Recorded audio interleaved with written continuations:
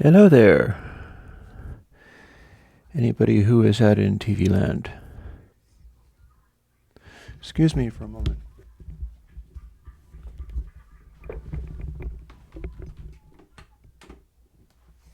Getting harassed by random telephones just as I'm starting to stream. You wouldn't believe what's been going on. Oh my god. I'll be able to tell you all about it when people start showing up. The indications say nobody's showing up yet, but that usually takes people a little bit to turn up.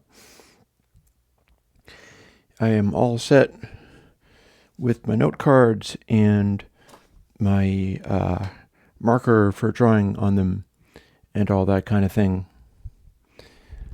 And I'm going to need to move that phone into an entirely other room or something, because I am about done with trying to do streams and then having a answering machine. And you know, I've actually got aluminum tape across the speaker specifically for the purpose of making it shut the heck up, because otherwise it would be louder than me.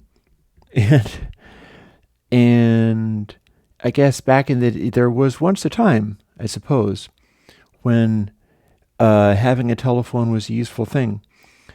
Now it's kind of not. Now all it does is it goes off and there are robots run by scam services or people who are trying to pull me for some kind of political thing or whatever. And that really needs to go away. Honestly, if it did go away, I would have one less shelf that I'd need to use for things, so there would be that too. But hey, that aside, how's it going? I am here because it is Monday, and it is the Monday live stream.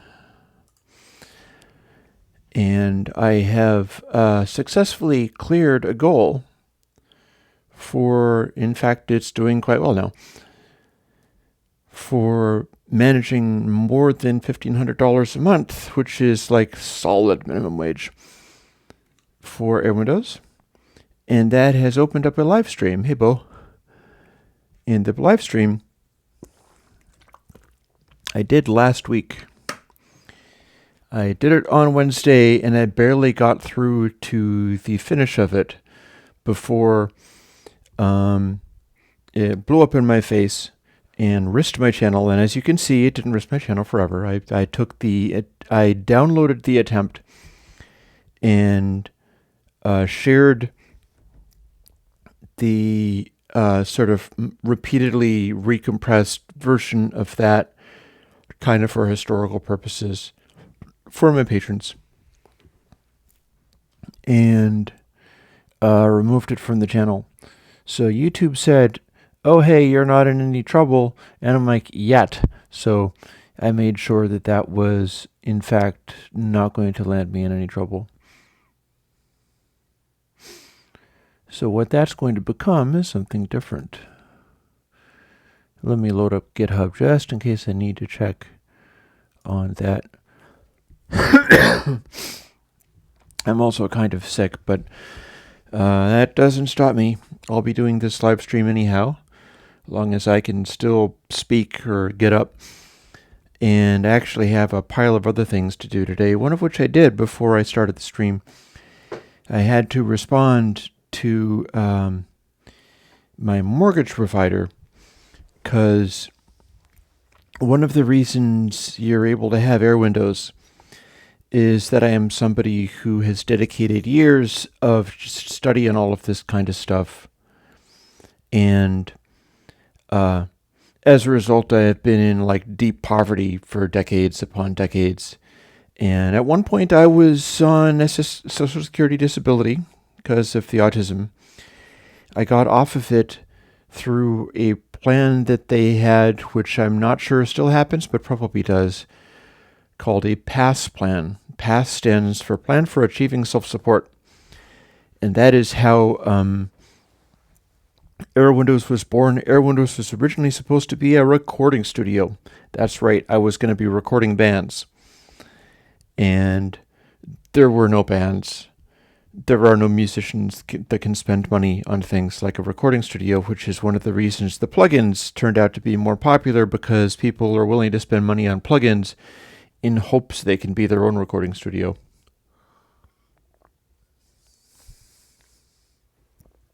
And so, yeah, intend to do this, wind up doing that. So often that's the case. An interesting thing about the Evergreens stream, and when people show up in enough profusion that I can... oh, I'm not signed in to GitHub. Oh, well, whatever. When people show up in enough profusion that we can be asking this question on a larger basis, I am going to be asking folks more about what kinds of records they want to see on the Evergreens podcast, which is patron podcast. I think a lot of the people that show up for my stream are also patrons. If not, make friends with somebody who is, because I've left a bit of a loophole. I said, please don't share the link publicly, but if you're going to anyway, please torrent it or rehost it. So I basically don't have a big objection to people rehosting that stuff or downloading the links and then just sort of pirating them around in places, because that's kind of the only way I can legitimately do it. And of course, I'm here to also answer questions. So I have a question popping up from Bo. I understand that it's not based on volume, but sim algorithm. Well, it's kind of both. The way Softgate works is there's the trigger, and I think it's a sophisticated trigger like in Digital Black. But what it does is when stuff drops below the trigger, it will start a decay, a turning down. But as the decay turns down, the first thing it does is it starts rolling off highs, and then as it hits a middle point and it's rolled off the highs, then it starts rolling off the volume. So they kind of combine. The idea is that if you have it with a very slow decay, you can make it so that it tapers off to silence without seeming unnatural, and that it will also roll off the hiss in a way that'll kind of go along with the decay of the sound that's likely to become sort of quieter. The sound is likely to become darker as it decays, so the idea is that Softgate's capable of not just gating noise and hiss at the end, but putting a special little fade on it so that you can't really tell where it starts to fade and roll off highs and such. So you could say it's an algorithm, and you could say it's just a kind of low pass that kicks in.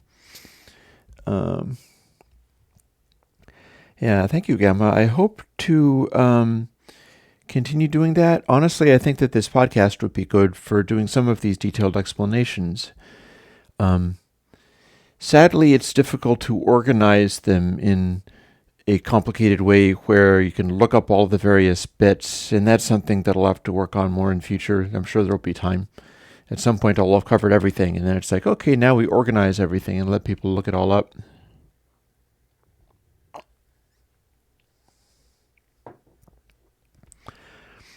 But yeah,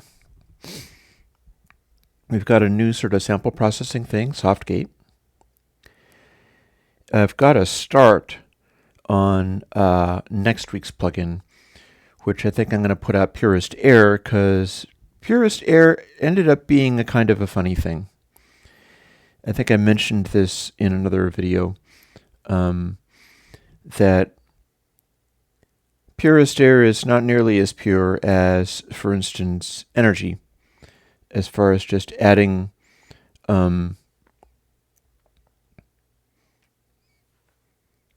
highs or whatever. It uses some of the same algorithms as Energy for adding highs, but what Purest Air has is a kind of compressy quality going on where there's a limit to how far it'll push. And more when I actually get the video out. What I need to do is I need to go and make the 3 different versions of VST plugins. And I'm not sure we did talk about Michael Norris, Bo. I think, isn't that the spectral processing guy? I think I have a set of spectral plugins from him, but I'm not sure. He's covering an area that I am not really covering because I don't like the fast Fourier transform very much. It's doing too much to the audio for too little benefit. That said, FFT is a really good way of spectral gating, and spectral gating is a really good way of doing broadband noise reduction when you've got really massive noise and need to deal with it. There are ways of dealing with that, such as, might as well start sketching stuff up.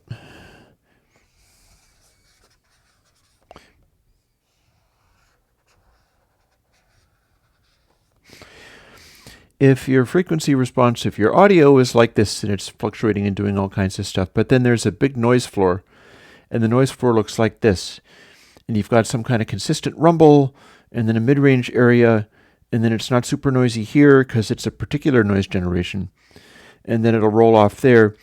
You can set a spectral thing to sort of divide everything up.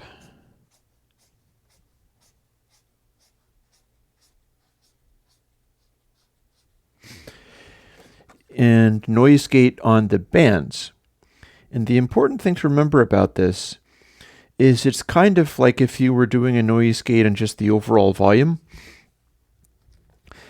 that setting it to just cut off to dead silence in digital black on a signal where the noise is something you want to make go away, but you have signal behind it that you want to retain, you never want to just wipe out all of the sound. Instead, what you want to do is have the sense be sitting maybe a little higher than that. And then you tell it to take that noise down by 6 or 12 dB or so rather than eliminating it completely. It's much the same thing as if you were, and this would actually be a good idea. Honestly, if there was a FFT thing that I would do because it would be worth doing, and to be that, is come up with the FFT noise gating, the spectral noise gate technology. And then essentially, what you want to do is generate the extreme version of this and then mix it with dry. And it didn't occur to me until just now that when you tell the spectral noise gating thing to take stuff down only by 6 dB or so, you're effectively doing the same thing as having it cancel completely and then mixing it with dry. But your dry is also running through the FFT algorithm, which I don't like. So logically, that would mean that if I did master this FFT thing or find somebody who's doing it an MIT license or something where I can use that. I mean, I got biquad. I should be able to get this. And then rather than telling the FFT gate to only go so far, tell the FFT gate to completely nuke everything that's noise. And then mix that with the source signal by mixing it with dry without the FFT processing. That would actually be better as near as I can tell. So that's worth making a note of. It'll go into my note file.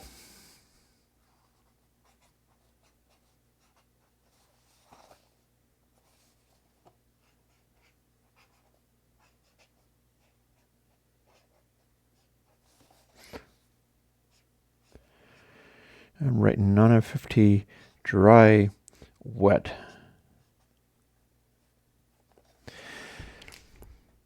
Sometimes I just get these little ideas that are like gifts. I start talking about something or explaining something the way that I do, and they're doing the detailed explanations. And then as I'm talking about it, I realize, well, wait a minute, I don't like this algorithm.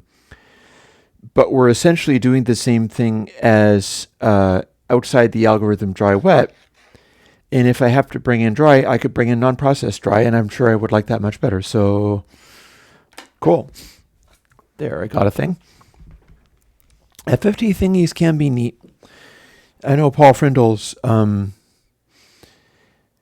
think FSM frequency spectral modulator, his like funny compressor thing.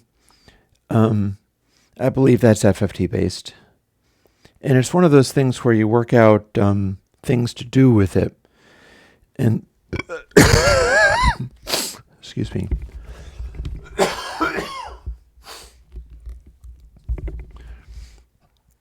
And then the trick is coming up with a way of having it make sense to people. Like offering people a thing where they can comprehend what it is they're doing. Like if you have a wah pedal that's a peak, and you can do things like make it skinnier or fatter, and then you can move it around and make it louder or weaker, and that's pretty accessible. But if you did something like, make a peak and trigger it off of something else, and this is a plan that I have going, indeed a plan with the biquad stuff, you have to be able to let people work out what the sense is like as well. Like all of these, anything that is like a dynamics processor or a compressor or something like that, which has a sense circuit, there is benefit to be had in letting people listen to the sense circuit if you're making it unusual in any way. For instance, the doing something like that, if you had a sense circuit and allowed the sense circuit to roll off low frequencies, for instance, well, that's certainly something that you can do. And in fact, if you're doing something like that, it's the perfect candidate for a biquad, because if you're like bandpass or whatever, a biquad is maybe a little boring and vanilla sounding. It doesn't have character. The sense circuit doesn't care. It's only looking for information. It doesn't really need to have like a refined or vibrant audio quality, because it's just, you're kind of just shoveling audio into it and then restricting it in some kind of way. So if you're doing that, it's beneficial to be able to monitor the sense circuit so that you can hear what your gate or compressor or whatever is reacting to, especially if you're trying to target something like, I don't know, a kick drum click or a particular honk on a vocal that you want to step on. So what you do is you set up the sense circuit so that it's isolating that particular honk on the vocal that's annoying, and then it leaves everything else alone, and then you get to cut back the volume of the vocal based on what the sense thing is doing, and you isolate the sense thing by listening for it and tuning it in. These are fairly direct things. They're pretty straightforward things to do. Oh, by the way, guys, we're hoping that I don't get invaded by more birds. Honestly, they're starting to scare me less and less because of just sheer exposure. Last time I had 2 of them at once. That's right, they think I'm the Noah's Ark. The birds are coming into my wood stove in 2s now.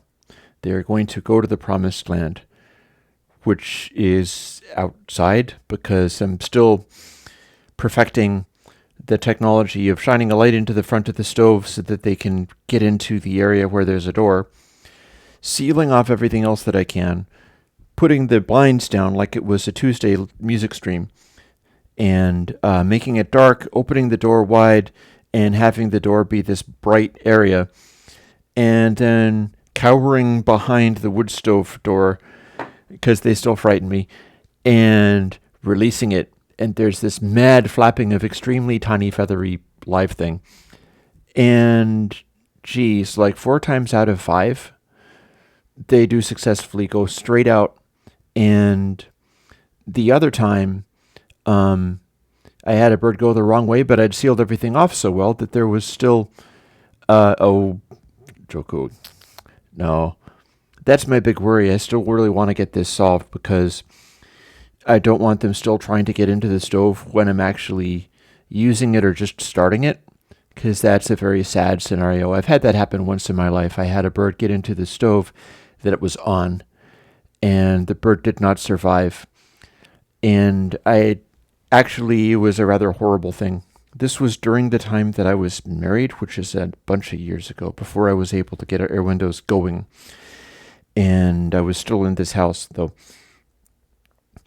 And I ended up with a barely live bird that was gravely injured and all burned up out sort of in the room and in no condition to escape or anything. And I basically had to try to wring its little neck because it was in pain and horribly injured, and it wasn't going to be a thing where it was ever going to get better.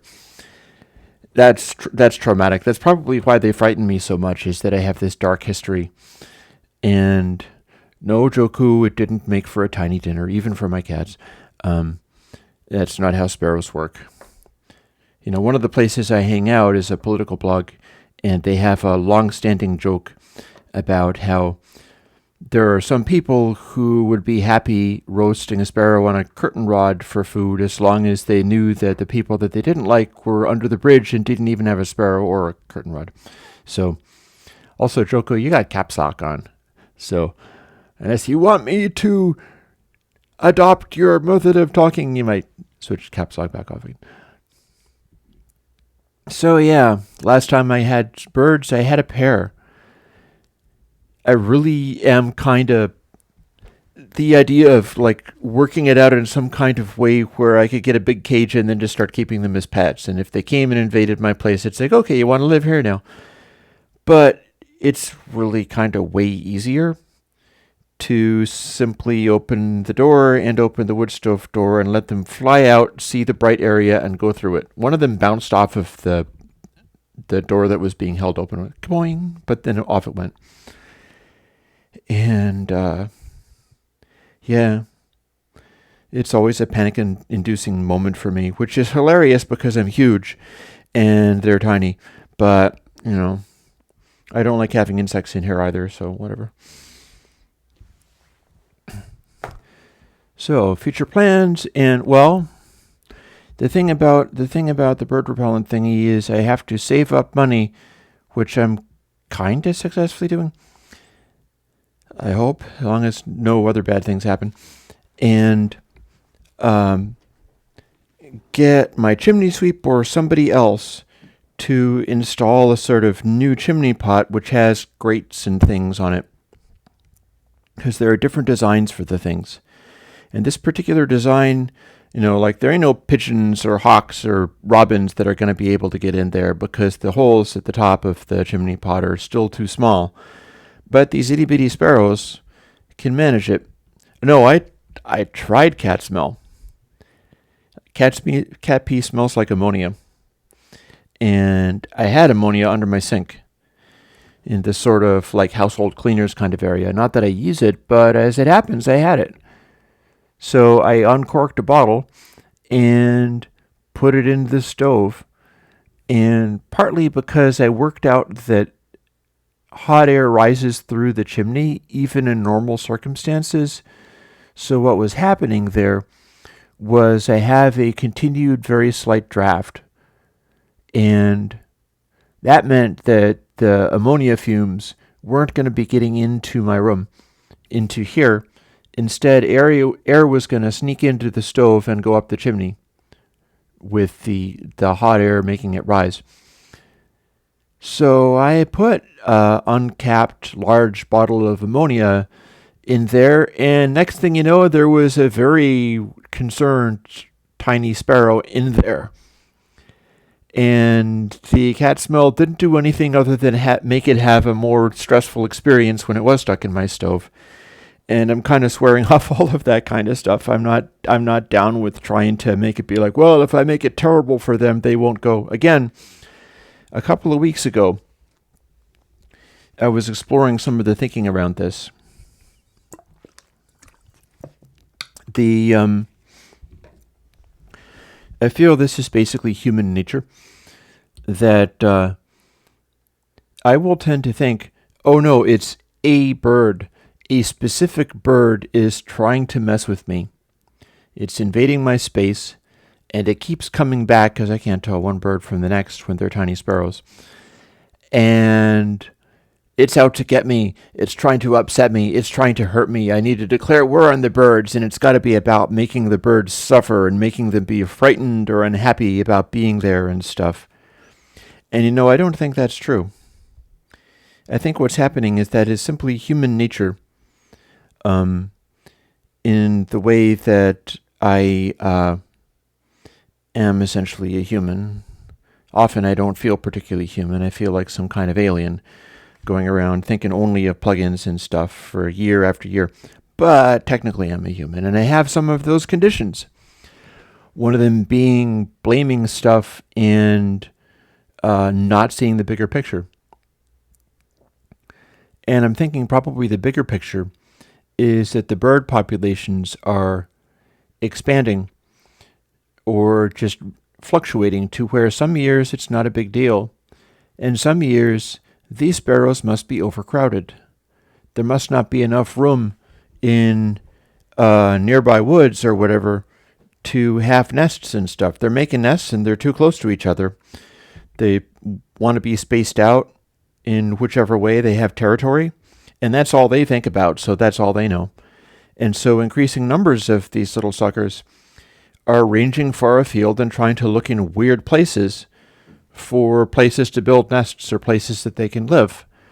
And it's because they are very likely overcrowded, and that's why some years there's lots of it. It's not like this is the one bird, it's decided to invade me. No, it's probably a different one every time. But there's a bunch of them out there, and they don't fit in the area where they would naturally be. So when they're in my stove, they're already not particularly happy about that scenario. They're homeless birds. They're homeless migrant birds, and they don't have a place to live, so they're looking for something like that and making a silly mistake. So if I hey, Cosmic is very enthusiastic about joining us. So if I want to be the wise person and do something that is like good and decent and stuff, what I'd be doing is letting them go. Working out a way where I'm not blaming them for getting stuck in the situation they are, and figuring out like, okay, well, you can't stay in there. You can't literally live inside my house because there's no bird food in here anyhow, so you wouldn't want to in the first place. How do we arrange things so that your natural behavior leads you to fly straight out the door and be gone for a while? Hopefully forever. Maybe it'll be another bird. And the ones that have had that experience are like, heck with that stuff. Oh, Joku. Yeah. Let's watch saying horribly inappropriate things in chat. That said, ducks, and no further comment there. But, yeah. So my experience with the birds is partly I need to get the new chimney pot put on there so that there is no room for any size of birds to go in. And that is a matter of trying to save up for things. There's always a number of things that I'm trying to save up for, like here. This is a sketch of a computer chip. I've got a bunch of these sitting around. I have a whole pile of, actually, come to think of it, let me put this aside for a moment. I'm going to show you something.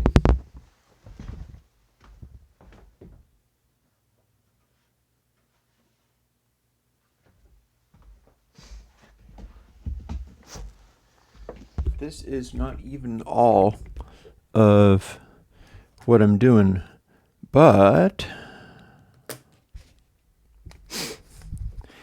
I am proceeding with the making Eurorack-based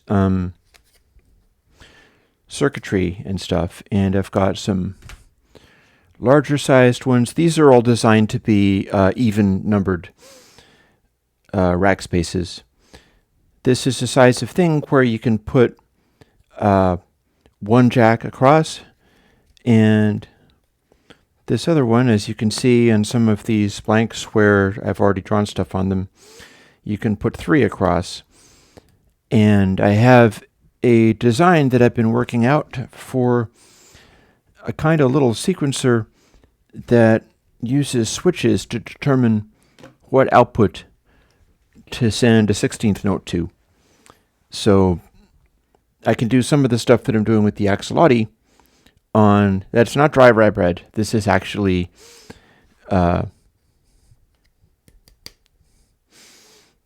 epoxy board. Epoxy board, it's perf board. Looks like dry rye bread. So I have chips already for making an entire set for my own use, and then perhaps continuing to make it for others, of these timing things. But then at the same time, there is another factor, several other factors, which is my notion of timing and sequencing. Imagine these are blinky lights for different timing sequencers. And you can have them all doing different stuff, or you can run the outputs of one to the input of another and slow it right down. You can have this so this only steps forwards every 8 steps of this, or whatever. And if I do build these, and if they do work, I think they probably should, because it's pretty straightforward. And it's what these chips are made to do. I'll have a sort of hand-tweakable, elaborate system where I can plug in various things and have, say, on the fly doing odd time signatures, or having it go down to, from a 4. This is not wood, this is epoxy board. And soldering on wood is more or less fine. All you'll end up doing is wood burning, and you need to have hotter soldering tips for wood burning than you do for soldering in the first place. So you could actually build circuitry and make Eurorack stuff on wood. And there's a company that does it, Bastel. Bastel out of the Czech Republic, if I'm remembering correctly. They have done a whole bunch of stuff where their panel plates are actually wood and CNC machined wood. And they did end up having to start using aluminum simply because there were people who were like, this is getting dirty and this is getting stained and it starts to look yucky and I don't want it to be wood panels anymore. But I've always thought that was the coolest thing. I thought that was neat, although it's not. You could use fancier wood, they're just not. Bastel is using something like pine or whatever, and it's relatively unfinished. You can get little thin planks of mahogany and stuff. You can get little thin pieces of fancy wood in some hobby supply places. And if you did that, you could use woodworking techniques like are used on guitars and violins and furniture to make Eurorack stuff that is based on carved wood panels and structures. And that might be a good thing. Whitesea told them no wood, please? Did he? So he ordered some of their stuff and used it? Yeah. I have some plans for stuff that might end up helping Whitesea in future. Whitesea may or may not be here. But it's always welcome. I don't have to agree with everything he says. He doesn't have to agree with everything I say. The stuff about mixing over headphones is starting to lose me because I've identified a problem with that where you only get to do modern mix styles for doing that, and you're basically mixing for earbuds. And I feel like this is a terrible mistake and going in a terrible direction. But then that's what the Evergreens podcast is about. And the idea is that on headphones, you can't hear peak energy. There is no enveloping acoustic field to reinforce and spread it out. But, I have a plugin called Face Nudge. And Face Nudge is an all-pass filter.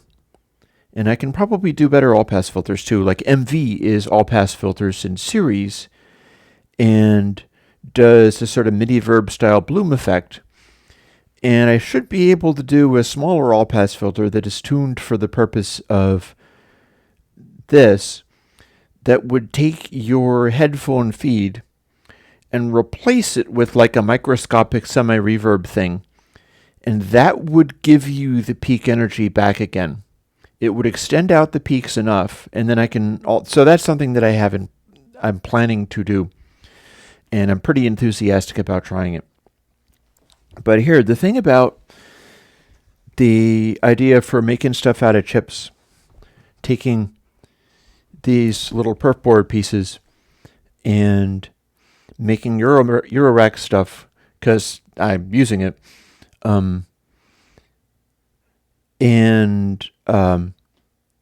making these little things is individual Eurorack pieces. You'll get something like this.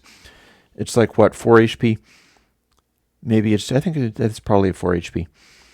And it's going to cost you like $70 for the simplest little circuit like this.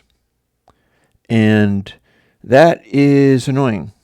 Like, I don't have $70 times however many hundreds of little tiny things I need, but I can get 100 chips for $25. Very often that's the price of those. Is if you're getting chips in 100, they're coming in these little plastic tubes, and you can get big piles of the things. Often you can still get them with the little legs so that you can solder them into the perf board like that. And you can get those for $25 for a big pile of them. Things like jacks and switches start to become a lot more expensive, but it still means you can build things for, as you know, I'm really into the analog thing, and I'm using my synthesizer stuff back there. It's possible to build that stuff for way cheaper than you'd be buying it. And here's the thing. I have this plan for using multiple pulse dividers and multiple pulse counters. Things where you got the pulse coming in at 16th notes, and you got 8 positions here, 1, 2, 3, 4, 5, 6, 7, 8, and it'll just start counting down those, and then you can like pick out kicks or snares or whatever, flip a switch, and that'll go to an output, and then you have that decided on the fly. Do a kick fill by flipping those things in, or maybe pushing a button that just feeds through the raw 16th note again, and you push the button briefly, it throws in that stuff, and then release the button, and it goes back to whatever the pattern was. So here's the thing. With this kind of sequencing, it's all running at basically radio frequencies. So if a pulse comes in, it propagates through to all the stuff that you're feeding it to instantly. And all of the things just flip over. But if you are a organic drummer, a human drummer, or I suppose like I think the Effects Twin monkey drummer, or you're a cat hitting something, so you're a cat drummer, anything like that, you don't have that kind of robotic technology in your brain to just trigger the pulse at radio frequencies. Instead, you swing at a rate, and your synchronization is dependent upon your physical motions and how you move. And there is a particular factor that comes into play, which is mostly, it's widely observed in, for instance, Ringo Starr's drumming. Ringo was a small man, and is, I should say, what am I saying was? Well, he was a small man when he did the White Album, which is what I covered last Wednesday. And he used heavy sticks because they wanted him to play loud. So he'd be playing along, and then he'd be doing a backbeat. So he'd have to swing up and then swing down with this heavier stick. And it would take him some time to do that, so his snare hit would come in a little bit after the kick drum, the hi-hat, whatever else he was doing. The stuff that had emphasis hesitated a little, but it wasn't sloppy. It wasn't wavering all over the place. It just sit back. And this is also known as a Chicago groove, as far as I think drummers maybe that's a blues reference. But different grooves are associated with different types of delaying on instruments and things. And it's very natural and organic for a drummer to have a big old snare drum backbeat because they're using a heavy stick and they're rearing up extra far in order to hit the snare.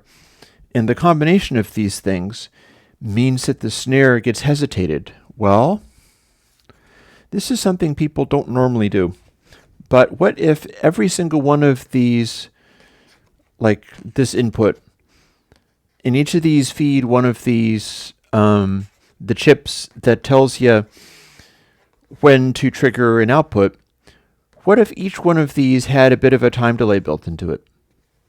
And I've got that in place on the Axolotl there, which I'm sort of moving away from because I've had a lot of difficulty with the MIDI sequencing and it upsetting. Often when I use this rig, these guys get jammed up and they break and they just start sending sustained notes, and then I have to start over. I have to power cycle them and hope they start up in a good condition. And often they don't. It's been a big pain in the butt, and it's not how they're supposed to work. It's just a limitation of how the key steps work. That's why this is here. I had that as well. And the goal is to set it up so that this one is the key change thing driving these, and it's being driven by this gray cable that's going to an LFO on a Moog thing. So once I change that over and make these guys that can do what the Axolotl has a bunch of different outputs, and it's giving trigger outputs directly. Like there's a 16th notes trigger output. There is a kick drum only kick trigger output, which is only some of the 16th notes, and a snare drum or backbeat trigger output. That's the one that I have delayed. I have a knob where I can sustain, hesitate it a little bit. And in order to run this rig, which I'm probably not going to be ready to do by Tuesday, I need to feed it the LFO for the overall tempo. I won't be able to program a set tempo any longer. It'll have to be just what feels right, and I won't be able to know what it is. So my friend David Pixley will be frustrated because he's like, I want you to use 124 BPM because I've read that that's good, and I'm recycling some of your streams. And it's like, okay. I won't be able to tell you what BPM it is. I won't know myself. But it'll be feeding the sync in, and then the sync in will drive this as a MIDI sequencer. And the MIDI sequencer will feed notes out, and the notes will go to the key change input of all of these in parallel, which is how that works. And that's probably not going to freak out. Maybe it will. I really don't know. There's also an update on these. They have new functionality that I have yet to try. But with a bit of luck, that'll actually make it so that these will be usable. I can set them up with blank sequences. I can improvise stuff into them on the fly without it getting broken. And then I can do a slower speed key change thing.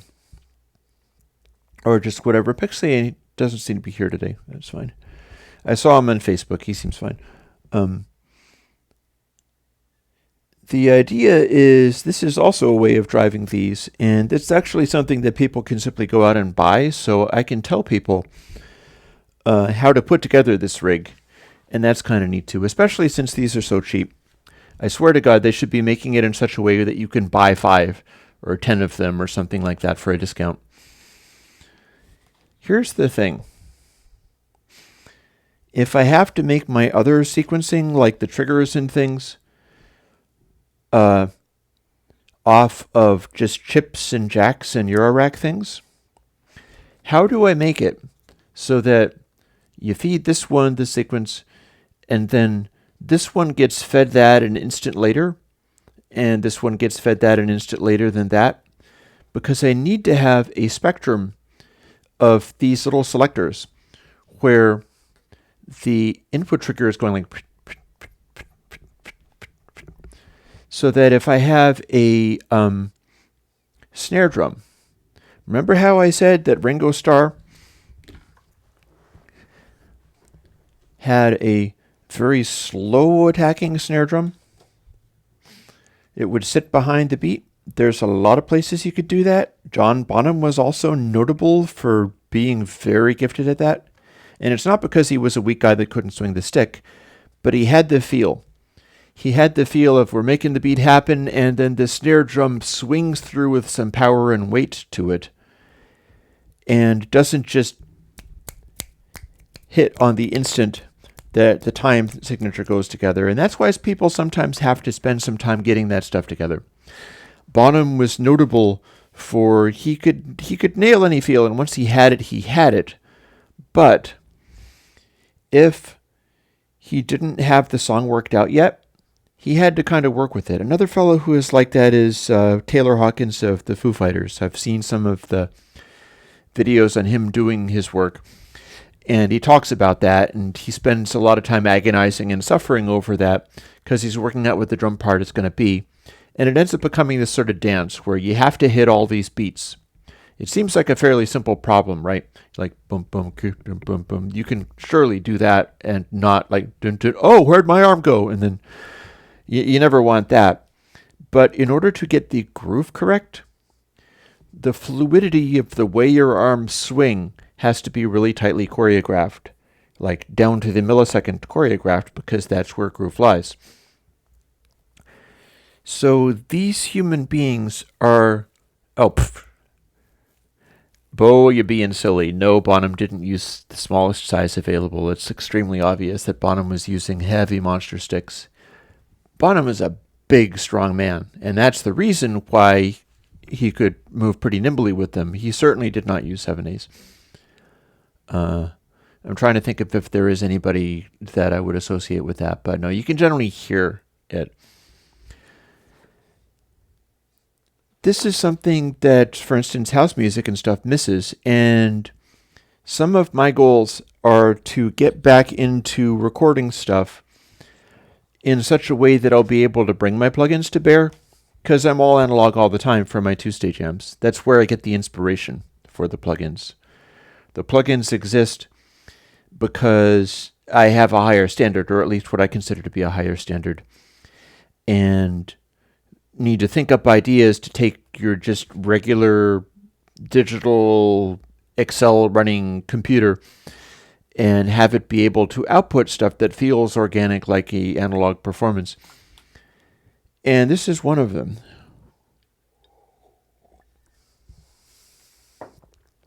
When we have digitally sequenced or programmed stuff, and things are very often beat detectived and programmed these days, it's like having this sequence of things, and they're all firing at the exact same instant. Except for that... Really? Okay, well, Bonham definitely didn't use the smallest size available. I am definitely a little surprised that he was even using anything as small as 5B. That said, that's kind of around the size that I use. I use a relatively small size when I play drums, and I don't necessarily just use the biggest clubs I possibly can. There's a sweet spot, because if you use a larger or heavier stick, there's going to be more beef and meat coming through the sound, and that's significant. You can't reproduce that very effectively while using a light stick, and it also, if you need bird in the stove IRs, go to one of the older live streams where I had a bird in the stove on live stream. I'll continue to, well, actually, no, I can't really continue to do that because, well, no, I haven't I? I have released a bird into the wild and let it fly out of my door during a live stream just because it was being too much of a big pain. My point being, modern mix technology of the kind that I'm complaining about on the Wednesday live streams, the Wednesday podcast, rather, the Evergreen podcast, it might happen sooner than Wednesday, I struggle with some of these days are work days, and some of these days are just getting idea days and doing other things in my life days, like going and getting groceries that I need to do today. Modern stuff, all of these triggers fire at the same exact instant. Everything is always triggering like it was a Swiss watch or a crystal-induced Seiko timing system. And bip, bip, bip. And this has nothing to do with groove, and it has nothing to do with the placement of things inside a beat. So, I'm very motivated to try to make an analog system, which is not to say I can't also make a plugin based thing, but the DAWs already allow you to do this to some extent. It's just difficult. Where you've got this structure of the beat, stuff over here fires first. I'd be putting my kick drum on a subdivision of the fastest 16th notes coming through. It'd probably run on 16th notes. Although I did actually work out if you take in raw MIDI timing and or DIN sync timing, that is, if I'm not mistaken, 6 ticks to the 16th note. I have that information over here. Let me grab it. There we go.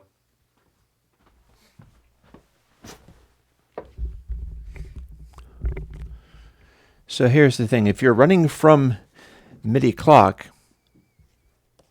it's possible to take the raw output of the MIDI clock and have a pulse coming through, which is a electric pulse, and that's how this stuff is timed. That's one of the reasons that DIN sync is grooves more tightly than later MIDI stuff. I'm not sure how recently I've explained this. Even with this digital technology, even with this very computerized type of music, these things still matter. Because if you've got, say,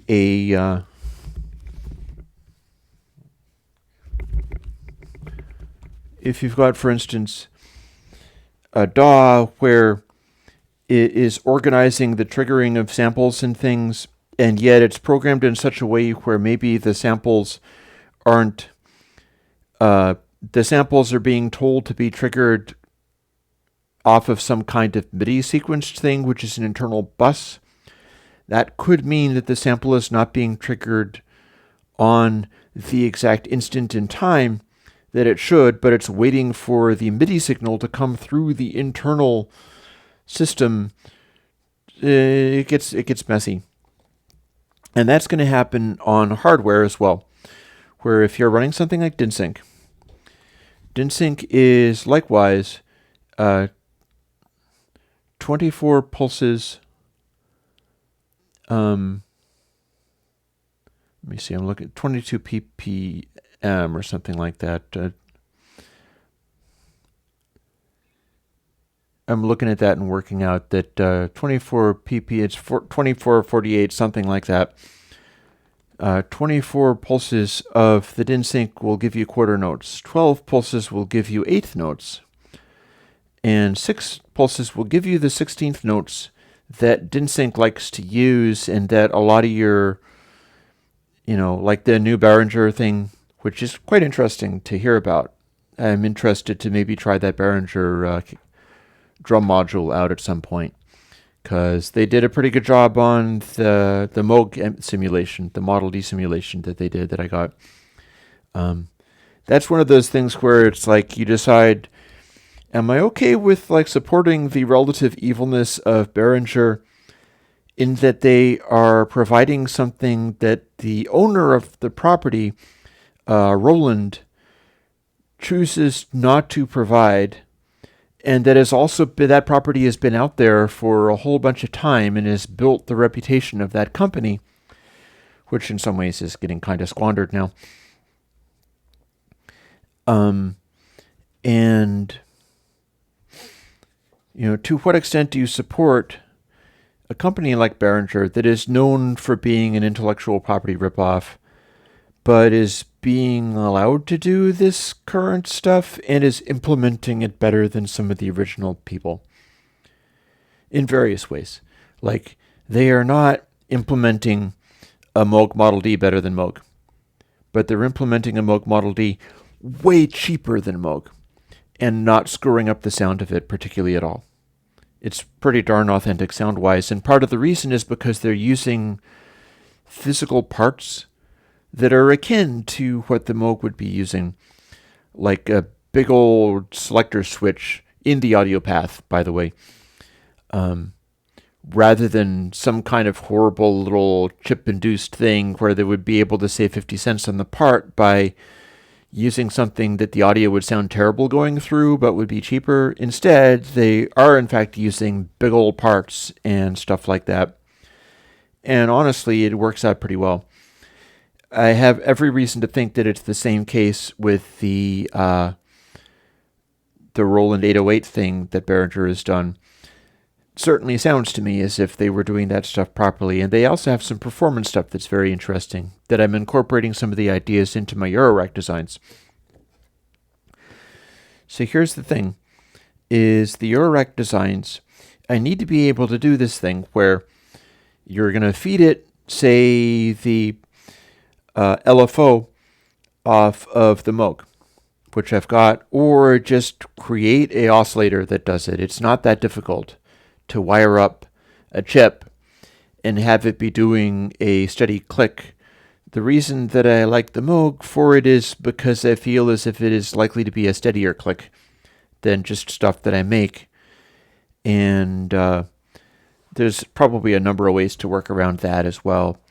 Like do some kind of click with a capacitor that'll be predictable and more consistent, and then do a series of step-down sort of gearboxes using the devices I'll be building with another kind of chip where it counts them. But those chips that just do counters are still operating as fast as they can. There isn't all that much of a delay but sending the one to the next. If you even take the raw output of literally everything, they're all still going to be much like DynSync. Everything is going to be just on the money. And you can hear stuff like this. I'm going to take a moment to fire up an open window in the Finder because I want to name check a guy.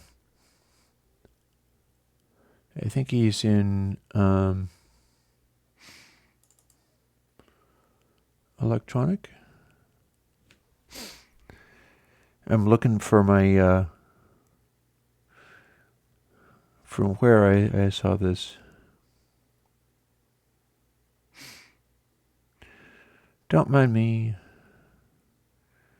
I'm just trying to find a thing. Extras.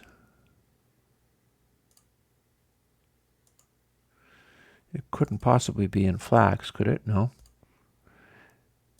I'm looking for a musician, and the name I'm looking for is the Roland-based version of Aphex Twin. Aphex Twin has a music project that he's done a bunch of records on, and I'm trying to find you the name he's associated with, and failing so far, where he was doing a series... Could I have it under movies? Could I have it under music videos? No. And Aphex Twin's Roland-based music project has a really distinct sound and feel to it that I want to talk about in the context of this conversation.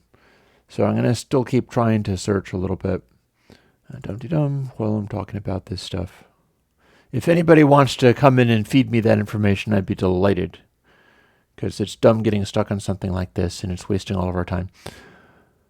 But that's... Oh! I found it.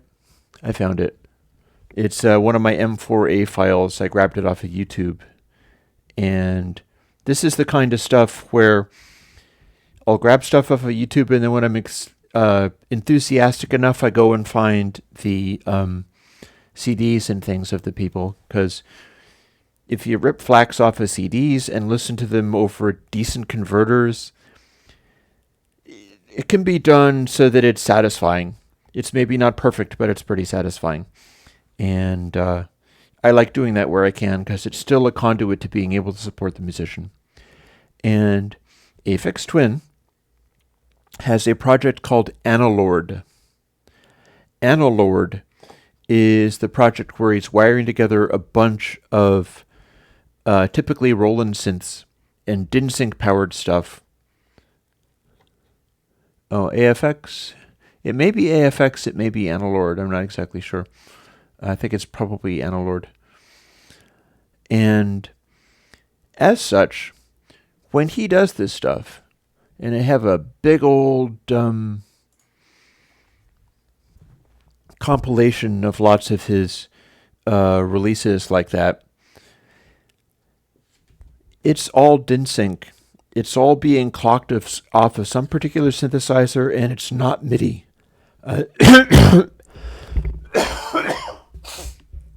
I'm sorry, I'm a little sick. But I will continue onwards for another hour, and then I'll probably have to go grocery shopping at 1. But that means that the Analord recordings all basically have a characteristic that is associated with like the modular synth stuff that I'm also able to do, where you've got a clock that is feeding things.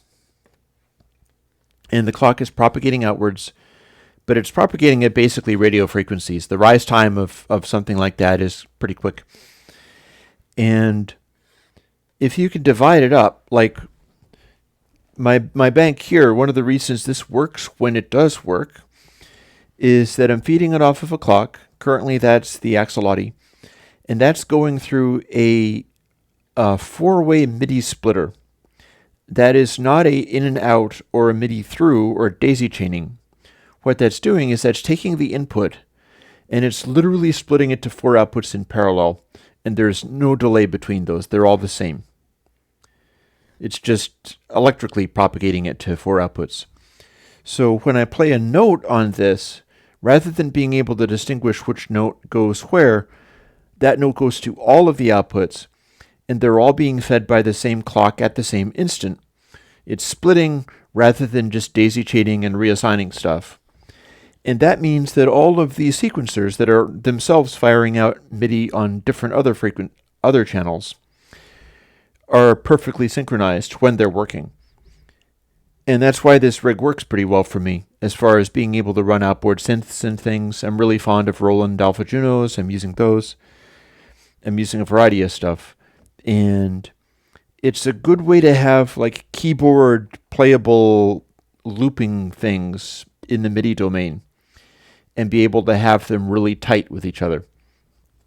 It's not that dissimilar to using DIN-sync, programming stuff in sort of the old Roland programming style, and having the next DIN-sync clock pulse come through and trigger a bunch of stuff to simultaneously fire. So Analord has a characteristic sound because all of this stuff is perfectly and utterly in sync. It sounds really tight. He does interesting things with it. Sometimes he plays with the tempo, so everything starts spastically zipping around and getting really fast, but it's welded together with extreme accuracy. But there's no groove. It's got its own kind of groove, but it's this very artificial style groove because the thing is, all the air snare hits are this electronic style, Roland style snare hit that is perfectly utterly on the beat. All of the hats, all the kicks, everything that you've got is being triggered so that it is like right in front. And if you were to do some kind of funky drum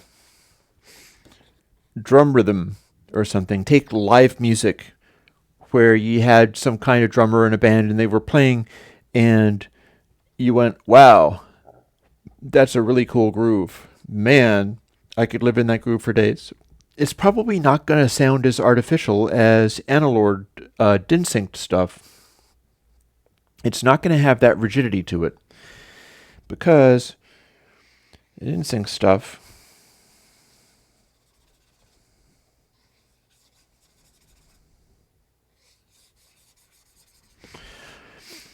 is firing everything like this. I'm not sure who is not able to see. Elohim, I am able to see. As far as I can tell, I'm able to see all of you. So with that type of stuff, if you've got some really slow kick drum like this, that's being fired at this instant, a really fast little high frequency hat is fired like this, and then there's your snare. The attack transient is exactly the same one. You got a note that's being fired here. Let's call that a bass note. Whereas if you have a analog groove,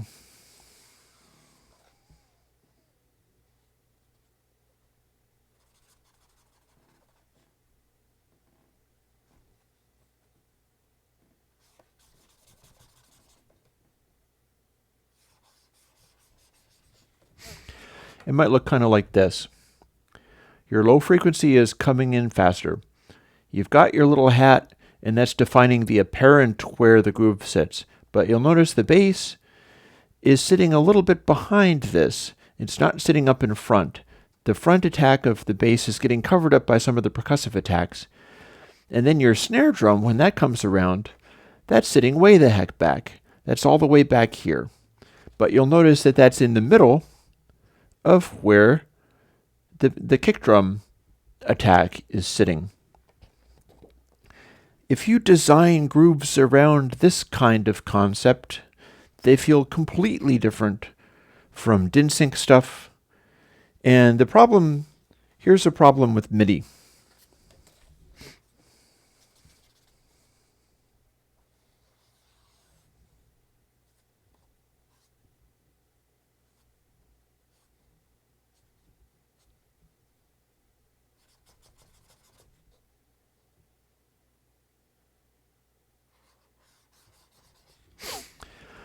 If you're literally doing MIDI to run stuff and you're using the same MIDI stream to drive everything, which I'm not because I'm using that stuff in parallel, it's all being driven independently by a central control.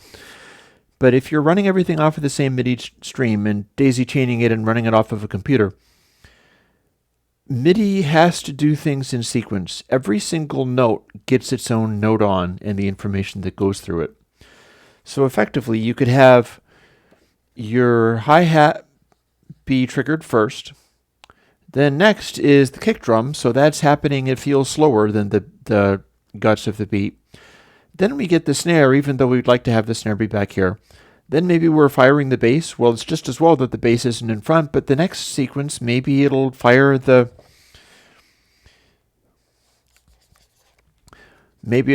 bass here, and then do the hat. And then, because if you tell them all to be at the same instant, they can never literally be in the same instant if it's MIDI and it's being fed over hardware MIDI wires. And, this is not the same thing as your DIN sync, where everything is firing at the same instant. MIDI is a little bit sloppier. That's one of the reasons why there's been sometimes a fashion for like old Atari MIDI sequencers and things, which are a little better at putting this stuff together. And our various ways of doing non-human music making have gone to these different places. Your raw DIN sync, your modular synthesizers using splitting of trigger input pulses are capable of doing this stuff, where it feels very rigid because everything is literally on the same instant. There is no breathing space in there. There's no flexibility or flow to it. MIDI done poorly is like this, although this is not like, that's not a beat, that's an instant. That is like 4 kilohertz or whatever, so this is a tiny fraction of a second, but still the input attack is some kind of conglomeration like this. And within the same range, human performance can easily be more like this when you've got human beings who can really feel the music and know where they want to sit various things. Like, you do not have, but then if you also have a human, because Cosmic is mentioning go program it and keep human touch where possible, you're assuming that your ability to play a controller keyboard and the controller keyboard's ability to feed information into the program is enough that it'd be able to consistently play stuff here. you're probably all over the map if you're not a really brilliant drummer. And the slop of recording this stuff in on a controller keyboard or even a MIDI drum kit is also going to be moving this stuff around to some extent. So it's really tricky that way. It's not a simple problem. Whereas with a humans using analog, pieces of metal and stretched mylar and stuff like that, you can make sounds by hitting things with sticks where the positioning of this in a beat can be really accurate because it's just down to how tightly can you make the physical thing hit the object. How consistently do you have that going? And can you place it in such a way that it's touching the object and creating the vibration that you're recording with a microphone? And again, a microphone, there's the speed of sound as part of that. If you have something that is close mic'd, it's going to sit a little farther forward because the speed of sound is part of why some of this stuff decays farther back. That's probably also one of the reasons why Ringo's bass drum hits first, which works super well, is that he was the recipient of some of the first kick drum close miking. Namely, in Revolver on the track Tomorrow Never Knows, they started experimenting with this for the first time. So human beings are able to make this stuff happen by hitting stuff with sticks in just the right way. You can have it so you're doing your hat and it's placed here, and then you contrive to have your foot activate the bass drum pedal in such a way that it hits more aggressively rather than you're slow. And you're playing like this, but then your kick drum is starting over here, and that kills groove pretty well. Honestly, having the kick drum hit really hard on the one is a useful thing to have going on. Particularly if you're playing something like funk, because that's the quickest thing to kill the funk, is if your one is slow and weak. And by the same token, your snare drum, if that's really upfront as well, that is a aggressive, exhausting kind of feel. And the more you can swing it, and this is also a swing thing, because often, say if you swing alternate notes, even numbered hi-hat hits could be here, odd numbered hi-hat hits could be here. And that is literally what people associate with swing when programming it in on a system and telling something like a Roland Groovebox or whatever to swing some of their beats. They're typically going to do the off beats, and that's exactly about delaying the stuff in such a way that it's shaping where the groove sits. Well, here's the thing, and this is some of the reasons why I haven't got the chimney pot fixed just yet. I talked about how it would be useful to take an input trigger, and the LFO of a Moog is a square wave. So the duty cycle is 50% on, 50% off. I have some synthesizers, namely one of the things I built a couple of weeks ago that makes a little high frequency tick noise and acts like a I'm working out a design where I can maybe put together a thing that sits on this size of perf board. It uses a Schmidt trigger chip that costs 25 cents in bulk, and this piece also costs like maybe 20 to 60 cents. I haven't really worked it out. And if I can design it correctly and use things like, say, trim pots that are cheaper to get, it should be possible to get a thing where you'd have it and then you'd take the raw output of one of these dividers and feed the trigger input into this little device with the chip and the stuff, and it'll make a nifty little sort of electro-sounding hi-hat or snare, just a like puff of noise, or a rim shot, or a cowbell, anything like that. And you should be able to design it by dialing in the trim pots until it's making the right sound, and then just sit it there and feed it information from one of these divider networks and have a rhythmic beat. And you'd have your little output, but it wouldn't have a power supply because it would run only on the energy of the trigger input going in, because it doesn't eat very much in terms of the power supply to drive it. In fact, you can drive these things through little resistors so that it eats even less power, and sometimes that makes them sound better. In particular, the one that I'm putting together that does a white noisy kind of behavior, a guy came up with a circuit that would do that with this. You can tell it to use a certain amount of resistance in. It'll even eat less power because the power supply for it is the trigger and it's going through a resistor. And it'll still make a perfectly loud noise, but it just generates this abstract percussive kind of thing. Here's the thing. If you're doing that off of the Moog LFO, that's a 50% cycle. That's too long of a pulse for this.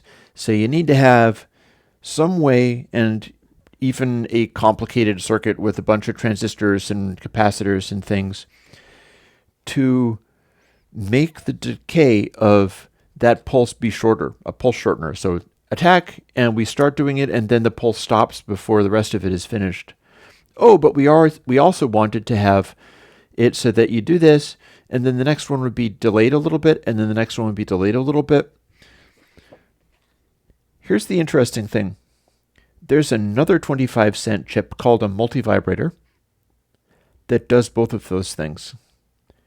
So I need to dig into learning more about that and figure out whether I can still fit the result onto this size of perf board, or whether I'm talking about maybe having others that are just the delay factor ones, have the functionality broken out into different ones. Because the way this multivibrator thing works,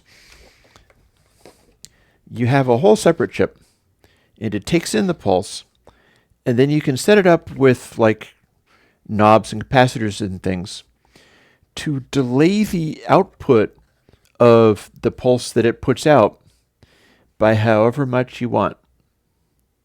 And then you take another resistor and another thing and hook it up to different places on the chip, and it delays how long the sustain is for the pulse that you created.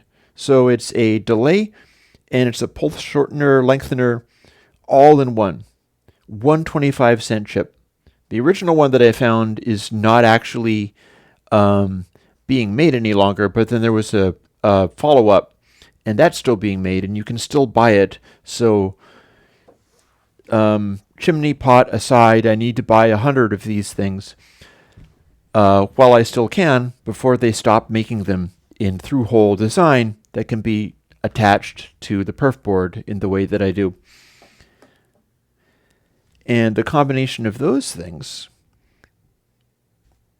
will result in me being able to make, that's the wrong example. Being able to make digital grooves off of analog circuits that sit like this. I'll be able to take a source and go, okay, this is the one that does my kick drum, so that's going direct. And here's the one that does my snare drum, so that should go for this long, and also I want to hesitate it. Let's turn the knob, and then it sits back in the beat until it grooves right. And here's our hi-hat. This is the fast, like jittery little stuff. And let's turn the knob, and that goes to here, and it extends this long. I can make it be a little longer by turning another knob. And then, one of these, I've got the output of this one and this one going through a sort of Y cable into the same little hi-hat generator thing. But this one is on the beat, and this one I have delayed it, and boom, there you have it. There is my groove factor. This is the one that I used. And there's my groove factor. The one is feeding this, and then the other one is feeding that. And then I can have the this one running through some sort of AND gate, where it's also writing off of this one over here, which has been divided by 256, so that it slowly switches between on and off. And you need to have both of them going in order to trigger it. So I'll have a beat where there's the off beat, and then every 4 bars, the additional rhythmic element comes in its slightly delayed way. This is called fun. This is what I'm looking to put together, and that is why I've been assembling large quantities of component parts for 2 reasons. One of them is this is something I'm going to build for myself, and it'll do all this crazy groove stuff, and I'm very excited about that part. I don't have it really working. I have this very primitive one where all this stuff is basically still using sort of raw DIN sync triggering. It's all very direct. And I have one output on the Axolotl that I can swing with a knob on its little MIDI controller there, which is telling it what to do. And I don't even always use that one output. That one output is simply the backbeat. It would work for a snare, and it is also where I put loud hi-hatty noises sometimes. So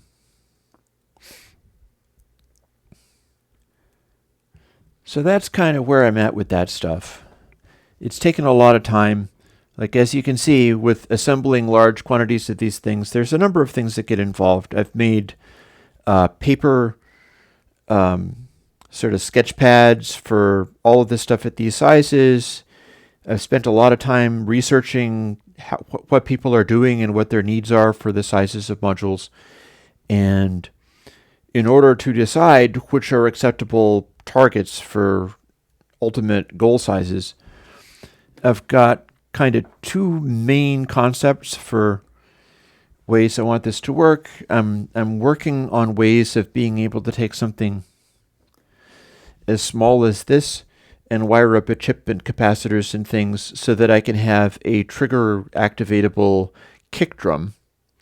And I don't have that together yet because I want it to be able to drop with the voltage going less. And instead what will happen, and I've tried this, I've done the experimenting. What's been happening is if I set it up to be a kick drum note, and then the voltage drops, the brightness of the output of the chip does indeed cut back, and the loudness of it cuts back when the voltage drops, but the pitch goes up rather than down. So it's like, and that's not actually good at all. Watch how David samples that and starts making a song out of it. So typically there's a lot going on, and some of it, much like with the plugins, because this is how the plugins worked too, but you didn't see it because you weren't around 10 years ago watching me go through day after day of all this stuff. And if you want to do this yourself, you got to have the patience to sit through it and go through the grind of the experimenting process. I had a really interesting experience this last weekend because another thing that's been going on is the brother that helped me with a lot of the VST stuff. Some time ago, he had a stroke, and I have been going and visiting him a lot, and he's doing better. He's recovering. He's also always been really difficult to deal with. And we're working on a video game that I will end up telling you about when it comes out. It's technically up on the GitHub, but I'm not going to give a lot of instructions for how to use it because, like, It's not done. But the thing about it is it's going to be an open source video game just as a thing that we could do. And I've basically done all of it with him there watching because he has difficulty understanding that I have ideas in my head and can think. And that was the same case this last Sunday, where we were working more on it, and he was watching how I experimented rapidly with a bunch of things, trying to get a sense of oh, this feels right. Oh, this doesn't seem to be doing what I want. Well, how about that? He is a very different type of dude. He is the guy who would, if he was doing plugins, he would do this. He would go and learn what kind of frameworks and things people would need, which is typically, I can't remember the name of it now, that graphic framework that lets you do AUs and VSDs and all that kind of stuff, but it's impossibly arcane as far as I'm concerned.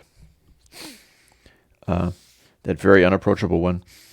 And he would find that, and he would read all of the manuals about it, and he would learn how that worked, and then he would ask, well, what kind of plugin shall I make? And he would research that and go and find out that people would like tape emulation plugins, and so he would go and research the frequency responses of tape emulation plugins and implement probably a series of biquad filters, because that's also what you learn in the books, to do the thing, and then would maybe find out somebody wanted noise. Okay, and then he would implement a white noise and put that in there, and then juice is what I was talking about. And he would end up with exactly the same kind of thing that everybody else has that would check all the boxes. And he does this with the game stuff that we put together as well. And when I need to have something solved, like I need a VST plugin and I don't know how, he is masterful at being able to figure that stuff out. But he doesn't see what I do, and I've been trying to show it. So what we did was, I was working on this thing and going okay, I have this stuff happens. We're moving these little characters that can be selected by keys on the keyboard, and they need to go to the top of the screen, and there's a gradually increasing gravity that comes in. And there's timing objects that act like little ping pong balls that you can knock about. And if those all fall to the bottom of the screen and come to a halt enough, then they will disappear. And when the last one disappears, you're done. So you see literally the stuff that is your time running out. And it's these guys bouncing around. And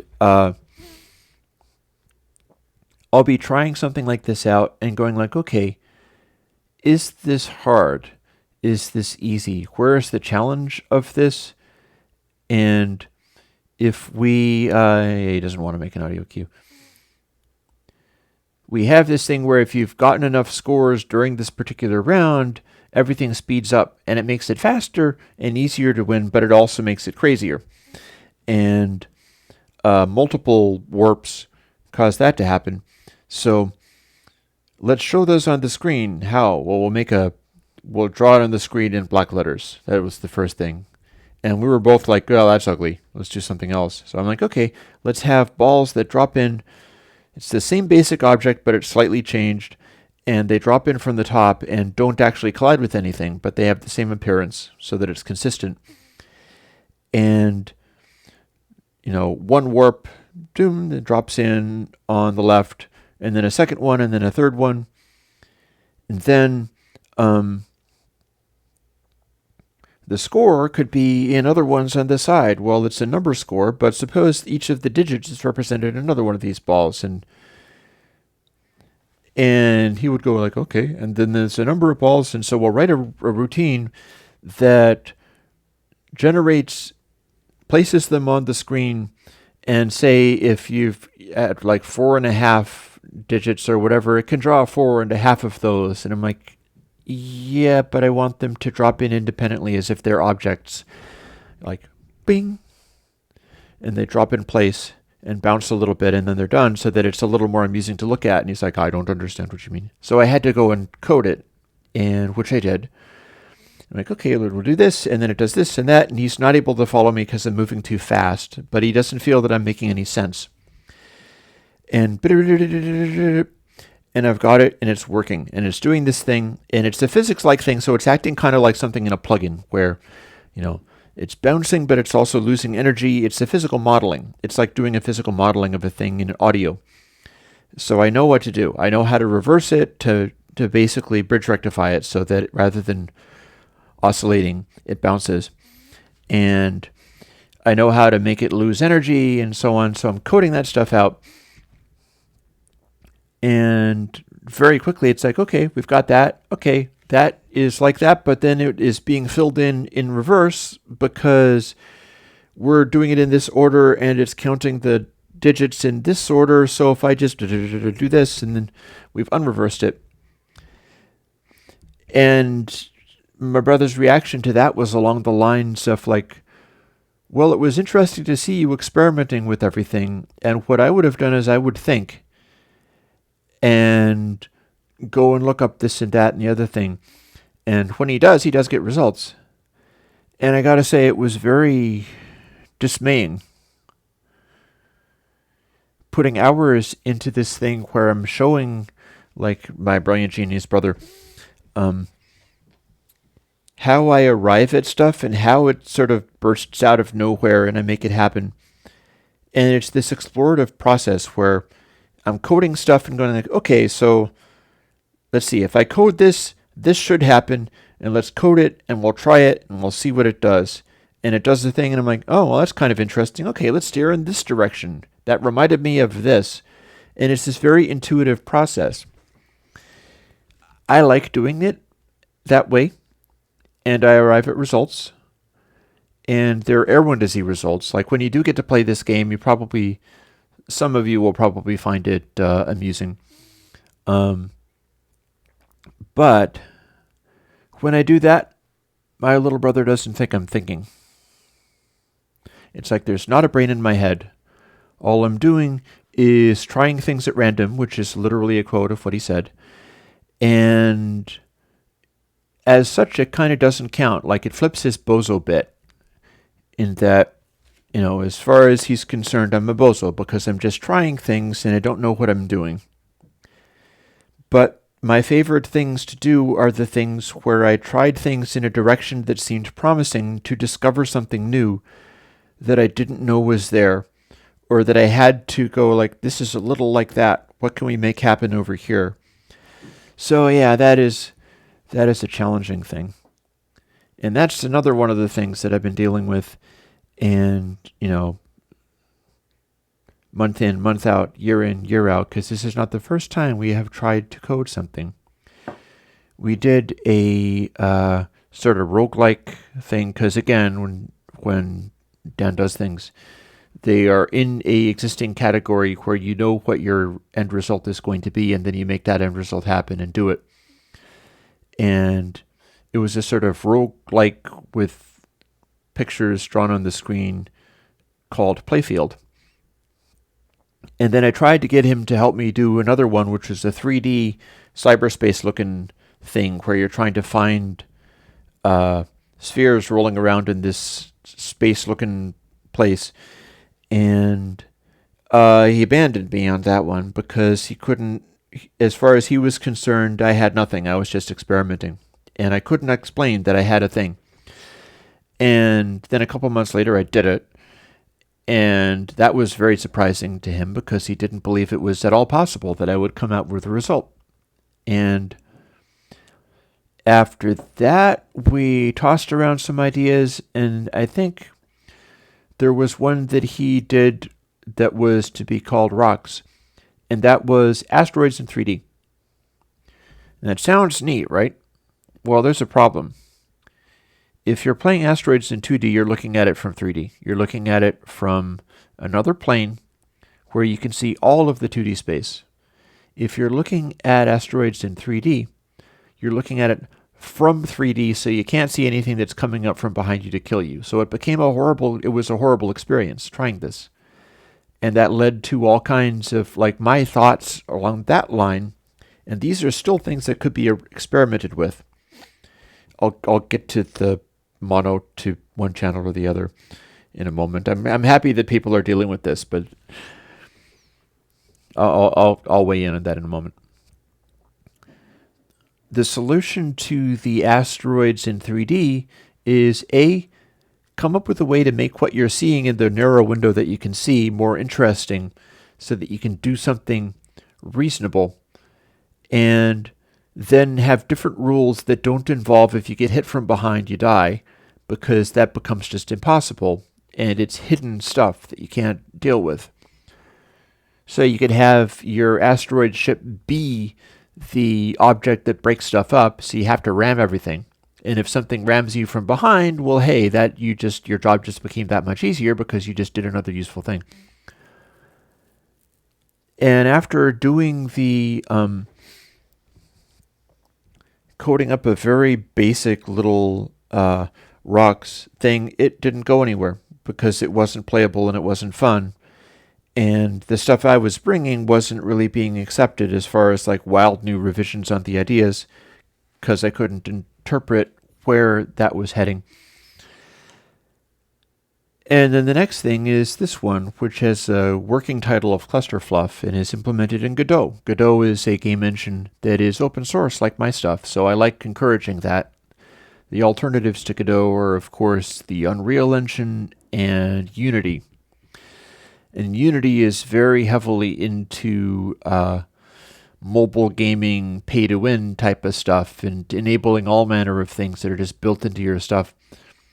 Unity is also what I did the Balls in Cyberspace game Counterpart on. Counterpart is on the Airwindows website, by the way. You can find it there. I should make more links for how to... Once I have 2 games, I'll make more links for how to put that together. And this codename Clusterfluff is the one where I was doing it entirely myself off of some basic concepts to see what I could make happen. And it's been somewhat successful. Like, I went and visited my other brother and his kid and had them play an earlier version of it. My other brother has like all the worst characteristics of me and Dan, in that he got really engaged with playing codename Clusterfluff and was very interested and thinking about it, and then formed a bunch of harsh judgments that were about how he would want to have it be changed. Like the moving parts needed to be little animals running around or something that would be cuter, and it needed to be a little more personified, and this various stuff that made it more difficult for you to understand that there were letters drawn on everything. So, yeah, and so that became an obstacle there. But his kid got locked into it for like 20 minutes, and that's a good performance as far as like game being tried out on random person. So I feel as if that is also going in a useful way. But it does involve me trying to work with my brother and coming up with a creative process with somebody who has some obstacles towards creative problem solving and pursuits. Although I ended up getting him so that he was willing to free associate a little bit more. Because I went in one day and was looking for more of intuitive reactions to things. So I don't know, it's like he can do it a little bit, but he still doesn't value it, and that's most of what I do.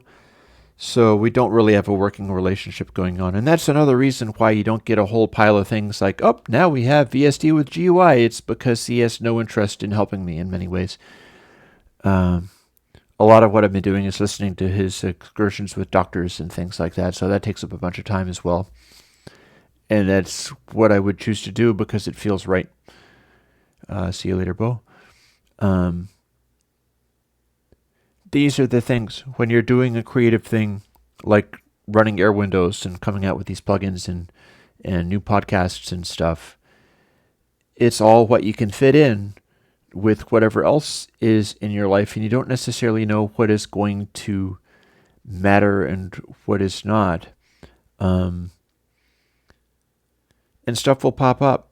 Things will change. Like there's a change that I've been making recently. I am eating less food now than I was before. And the reason is because and this is going to be frustrating for some of you, I think, I made my breakfast more vegetarian than it was. I have cut out making breakfast sausages and bacons and stuff. I'm just not going to get that anymore. Part of the reason is because I'm annoyed with the way that fat spatters all over the place. If I make omelets and I'm using butter, that doesn't spatter nearly as much. So that's part of the reason for it. But I didn't anticipate making steps in the direction of being more vegetarian than I was, and yet I can't argue with the general, I can't argue with the overall concept of it. I'm particularly interested in the inefficiencies of generating some of these forms of meat, and I think that is it's a bad idea. So not taking advantage of that type of food supply sits well with me. And also, if I eat slightly less, well, it's more of a taxing on me in a way, but at the same time, it's saving me money, and I need to save money. And everything gets just a little bit simpler that way. So, I was talking with my sponsor. I have a sponsor in a 12-step program, and it was like, oh, yeah, you can get vegetarian sausages, and I'm like, no, that's not what I'm talking about. I'm not doing this in order to try to replace the stuff that's been annoying me with more expensive vegetarian versions I can't really afford because I can't actually afford vegetarian-style foods. They're more expensive than some of this stuff. They're less damaging to the environment.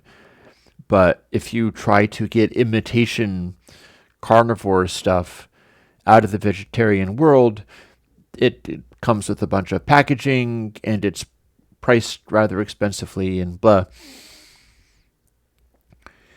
But that's another one of those unanticipated things. And people were also telling me that it'll help my general state of health, and that would be nice. I've seen some people who I would agree that is the choices they made, and it seems to hold true for them, that they became more healthy. And they told me that they were more healthy. I still do make oatmeal. I like making oatmeal with a small chunk of banana, while bananas still exist, because they could stop existing at some point, and a little stevia sweetener, and a fairly decent amount of ginger powder. So I have this ginger oatmeal for breakfast, and that's typically what I like. Oh, also, long after we've stopped talking about it, if you're talking about having stereo stuff coming through speakers, and you've got a sound in the center, and you pan it over to the side, and it seems to not have as much bass as in the center, and your pan law is the same, that in theory it should be the same amount of bass as it had in the center, but it doesn't. You have less cone area in your woofers. You're using only one speaker rather than two speakers to produce your low frequencies. So that's one reason. It's a matter of you're using fewer woofers to reproduce your sound. And that means half the cone area that you had on the same frequency, the same audio source that's being reproduced at roughly the same volume, but you've halved your cone area. And I'm sure that's what that is. It might not be the only thing, but I'm telling you, that's going to be part of it.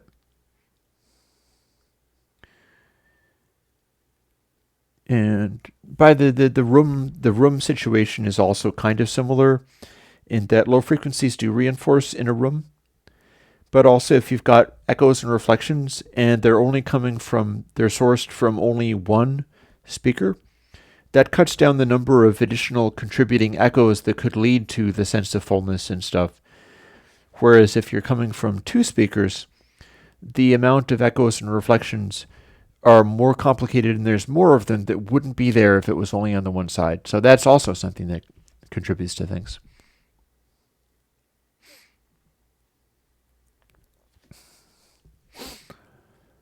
Yeah. Plugin that adds subharmonics. You don't need 12 subharmonics. That's the bottom line there. Like, subharmonics to me would be an octave divider. If it is not an octave divider, I don't know what it would be. Even if you're doing something like aliasing winds up dropping into the lows very quickly, so you don't tend to have like a weird, complicated chord of low frequency signs in there. That's not even how that works. Is harmonics being generated are harmonically related, and as you keep dividing, you drop down into the low frequencies really fast. I think I might have a plugin of some kind that will do either 1 or 2 octaves down. It would be one of those ones. Thunder is a compressor. It doesn't really work that way, but something like BassKit or Fathom 5. I would look into stuff like that. But yeah, there's a problem as far as wanting a series of 12 subharmonics because you can't do that. Normal harmonics work in a certain way. Just trying to whip out the pieces of paper and find one that's blank. Normal harmonics work kind of like this. You got to say 1 kilohertz. And then the other ones that start showing up also start getting more closely spaced as you get closer to your Nyquist frequency or whatever. Because it's kind of like, okay, so frequency times 2, times 3, times 4, times 5, times 6, times 7, times 8. The difference between frequency times 38 and frequency times 39 ain't much. And you don't have that because it's like with the low frequencies, it's more like divided by 2, divided by 4, divided by 8 to have stuff be harmonically related. There aren't any, as far as I know. I mean, you can make apparent octave down frequencies by bringing in like a fifth below.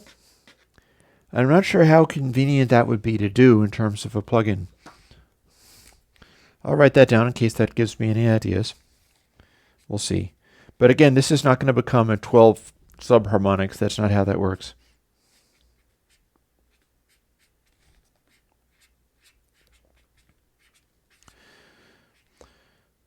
Suppose it's worth a try. Maybe something I can do is come up with something that is a fifth above and then octave divide that to give me a fifth below and then bring that in. Because if you have a frequency and you're bringing in like, I'm not sure whether it's a fourth or a fifth under, you're strongly implying the presence of a subsonics even if it's not being generated. So that's a good way to get apparent subfrequencies that are more than your speakers can actually reproduce, and that's handy. And it is absolutely true that film score producers and mixers could add 15 to 20 hertz to cause a reaction on the primal level. That's a very common trick. It is certainly the case in something like Jurassic Park. And you have the kids in that car, and they are keeping my note cards over here. And there is the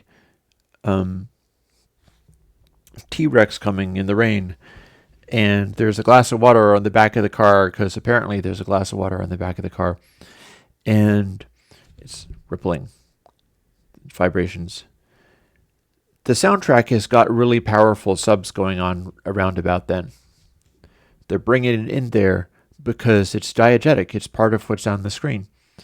And I'd guarantee that you're getting a bunch of that stuff in there. They might even be bringing in the ultra low subs before the audible stuff. If it was me, that's what I would do. That's how I would do it.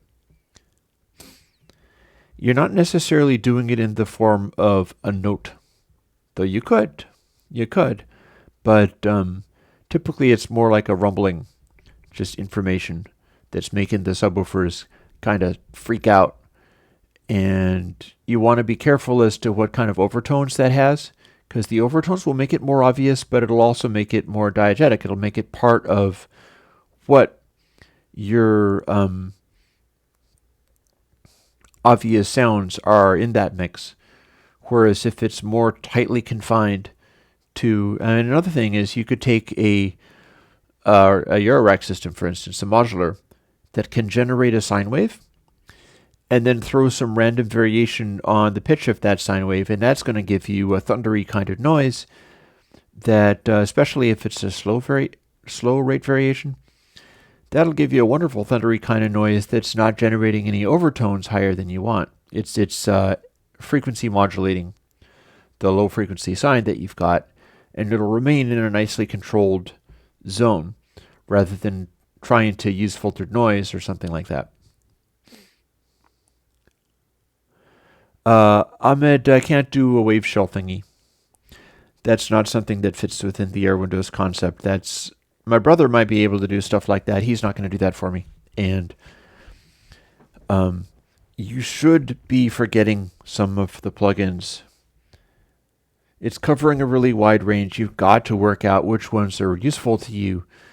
And because in a very real way, it's not my job to either ask you to literally use everything. Honestly, in the Evergreens podcast that I'm going to be doing, there's going to be lots of places where I'll be asking you to use less plugins, to not be using plugins in particular places. I don't mean to whine about Dan. I'll try to avoid that. That was just this last weekend. I did a bunch of really good progress on it. And it seemed as if the progress was like, well, you randomly stumbled upon some stuff by accident. I guess that's kind of cool. Too bad you weren't thinking about any of it. And it's just annoying because it's not really that random of a process. I'm putting myself into positions where I can discover things. And the wisdom with which I can place myself in these positions and the judgment qualities of determining when something has been discovered and when something has not. Like, I'm willing to take an experiment and go, okay, that sucks. We're not going to do that very quickly. And that does make sense to Dan, but it's just hard. It's just hard. But all the things that are worth doing seem to be hard, so whatever. You got to take care of yourself while you are going through the hard parts. And that's something I'm going to have to do over the next week because I need to get some more plugins made for next Sunday. And I'd like to get this Eurorack sequencing thing going on, but I'm not sure if I'm going to be able to do that over the next week or so. But I am going to be doing the Evergreens thing. And I meant to ask people about that, so we're down to the last 10 minutes or so. It's probably a good idea to do that.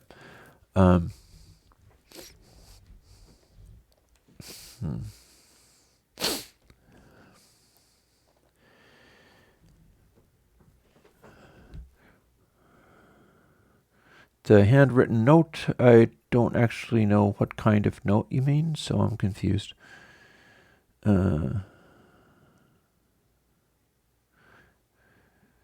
I do have what.txt in Nuit updates.zip. So that is a really simple précis of all that stuff. And I have categories on some of them, but some of them, there are possible categories like distortions, soft saturations, that would include things you wouldn't expect.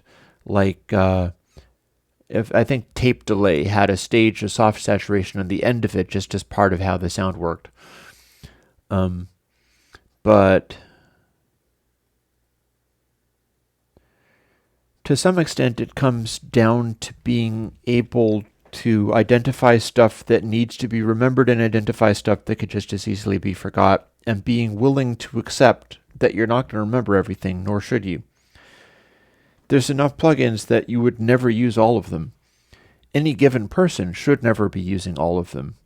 There's probably a solid half of them for any given person that should be completely ignored, and it's going to be a different half for everybody. So, that's the mystery of it. And that's not that is not something that I can make any easier because everybody's needs are and should be different. And yeah, the MIDI jitter plugin, I can't do that with MIDI jitter. That is not something that is a thing. Hey, we're using 30% CPU for all this. I'm just checking to make sure that that's working.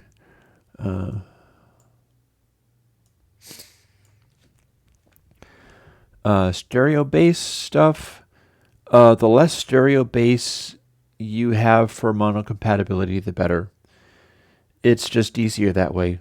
What I would say is if you're making crazy stereo bass synthesizer things and you're using multiple oscillators, place some of the lowest oscillators in the middle. That would just be my advice. I think maybe I do. That's one of the things I wanted to ask. I was wanting to do this. Let's see whether I can stick around long enough to perhaps...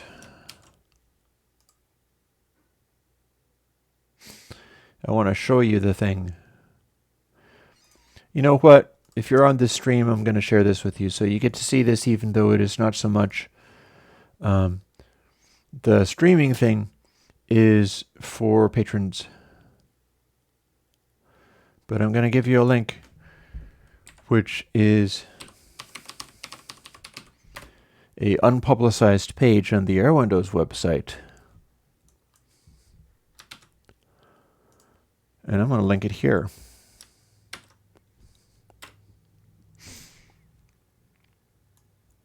Because there's no reason I can't actually have that be linked. I'm just not putting it in part of the site navigation. You scroll down a little bit, you will have the list. So what you can do is... see who was asking for what? Rush 2112. Let's go down to Rush. HIJKLMPQR. A lot of scrolling. And indeed, I do have it in vinyl disc and Farewell to Kings, Hemispheres, Permanent Waves, and Signals. Sadly, not the one with Tom Sawyer. But then this is what I've got here. So, and character I can't read Cyrillic very well. To tape 6. Yeah, here's the thing with the to tape 6. I should be able to improve it. That can be in the list of things I'll do in my copious free time. When I do 2 tape 6, it will be because I perfected the low frequency, sub-frequency bump. The head bump component of 2 tape, or especially 2 tape, not so much from tape. From tape doesn't need it. From tape probably doesn't need the update.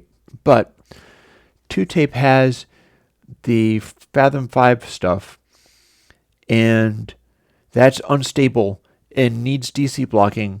And 2 tape has traditionally had a whole different style of DC blocking that I can now do better with IIR filters. I can more closely replicate how the low frequency stuff works and in fact emphasize things using the right kind of biquad filters rather than the IIR stuff that I was using, and it'll work better, and it'll give me the option to do low frequency boosts with resonances if I want. Or you got somebody spotted no pussyfooting. Yep, see, scroll down and you get to see the full list. That's 361 albums available for this live stream. And they're not all the category I had in mind for the evergreen stuff. Like the White Album is a beautiful example for the evergreens. On the other hand, if I chose XTC Oranges and Lemons, that's awesome. It's great music. There's probably more that I could talk about as far as use this plugin to do this. But it's not in the category I'm talking about because Oranges and Lemons is a much more recently done album with a very like 80s SSL kind of sound. It's really got that that's the hit record sound. They mixed it on an SSL. That's one of the tools that they used. Also, here's all the dynamic processing that they're using. Here's the gating, here's the compressing, here's a bunch of EQ. And that's not my message with this stuff. So some of these things, yep, What's Going On by Marvin Gaye, that would fit. If I do Marvin Gaye, I can tell stories about James Jamerson's bass parts, and the bass part in which Jamerson was drunk out of his mind and recorded the entire bass track for the song on the album, lying on his back because he couldn't stand up. And it was amazing.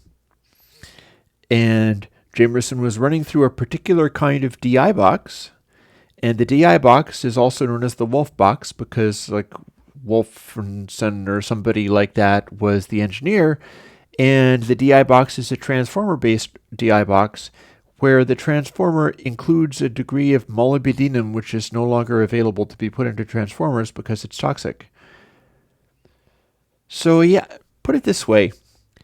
I can do this evergreen stuff, and I'm quite looking forward to diving into all that kind of thing. They're going to run a little shorter than the White Album one because I think it's more sensible to make a podcast be 1 hour so that people can fit in with other podcasts and stuff. And it's not like I'm going to run out of podcasts to do, so all that will just make it a little bit more doable. But yeah, if you are there, feel free to comment on... Do I have comments? No, it's a page. It doesn't have comments. It's not a post. Maybe I can enable comments on it. But feel free to tell me which ones you want, and I'll include them in the list somehow as to which is being requested. And then as I do them, they'll be accessible, like the White Album one is. I've got it. It says 209/08/21 is the date that it was done. And then it also says lower quality rip from deleted YouTube video, because it's not going to be truly representative of what I'll be able to do. Yeah, there's a lot of Tangerine Dream.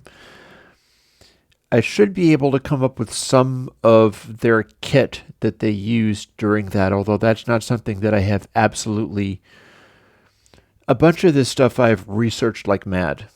A bunch of this stuff I know inside and out. And then some of it I don't as much. And I just have to go by like what I can hear and what I've been able to learn. So, all in all, it should be an interesting exploration. And this is not all the vinyl records I have, but it's all the vinyl records that I have in that rack. So, that will be our exploration.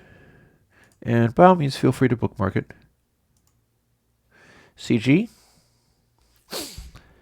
Next one is Rumors. Somebody was there first and asked for it, even during the last one when I had, like, it wasn't a podcast, it was a live stream, so I had an audience involvement, and everybody was very hopeful and ambitious, and they were like, this is going to be great, and then, of course, YouTube killed it, and I can't endanger my channel that way, but somebody has already requested Rumors. It was one of the very first ones asked for, so that is what I'm going to be doing. Expect that sometime Wednesday. If you are, I hope you are a patron. If not, make friends with somebody here who is a patron and we'll be able to see it go up. Because it'll be linked in, where's the rest of the vinyl? Upstairs in another room. And it's not that much else. There's a small amount of else. And it can be other copies of stuff, or it's just stuff that didn't excite me so much. And yeah, so if you are a patron, you will see a post to patrons only on the Patreon, and I will send it out. Oh, I'm looking forward to do Tres Hombres. Tres Hombres is the awesome. And if you're not a patron, make friends with somebody who is able to direct you to it or whatever. Because mostly what I want to do is not have my hosting get clobbered by millions of downloads of 100 megabyte things. That happened once with the new updates.zip re-release. And I got to see whether I can even do this. But other people should rehost it. And part of it needs to not be me trying to publicize it, because it is, of course, going to include probably bigger chunks of... It's never going to be a song all the way through, and it's never going to be songs with no talking over them. but I will let you hear it. That's the whole point. You need to hear what this original vinyl sounded like. Ahmed, then I would say catch up with somebody around here, or you got that bookmark. Check back on the bookmark. You know that at some point that bookmark is going to be updated and the rumors entry is going to have a link to it. So basically, yeah, no. If you're in my Monday live stream, that's good enough for me. Bookmark that page. Hopefully, I will be really good about always updating it. And then just if you know what to look for, you look for the one that I just did, and it should be a link, and that should give you the MP3. And if it causes me problems as far as killing my hosting and I lose Airwindows as a result of it, I'll have to do something like make an Amazon instance or something, and we'll burn that bridge when we come to it. But for now, this should work, especially since I'm not going to be doing video. It's MP3. It'll be a high quality MP3, but it's only going to be for 1 hour rather than 2. So I should be able to keep things like less than 100 megs, and it should be a rewarding experience in which you'll really be able to hear and of course I also have to make sure that the vinyl playback is up to snuff, so I'll be doing my best with that. If I'm able to improve it in future, I will. But for now, this is as best as I could get it. Hopefully, it'll get the point across. And with that, it is 1:06. I got to go to the grocery store. Maybe I'll take a zinc tablet and try to ward off getting sicker. At some point before Wednesday, I need to do this live stream, and that's exciting. And you'll hear me getting very... the neat thing about Rumors is that I have a whole classic albums video about it and Mick Fleetwood's autobiography. And yeah, I got a bunch of background information on that is publicly available, but I have gone to the trouble of learning it and studying it and paying a lot of attention. And I think they were in the Hit Factory as well, so that tells me more things too. I know a lot about that album. It's a very interesting album. I know a lot about it. I'll be able to talk for an hour on it very easily. So with that, we'll see you guys next week. And I hope you enjoy the Evergreens dark web that is coming out. Talk to you later.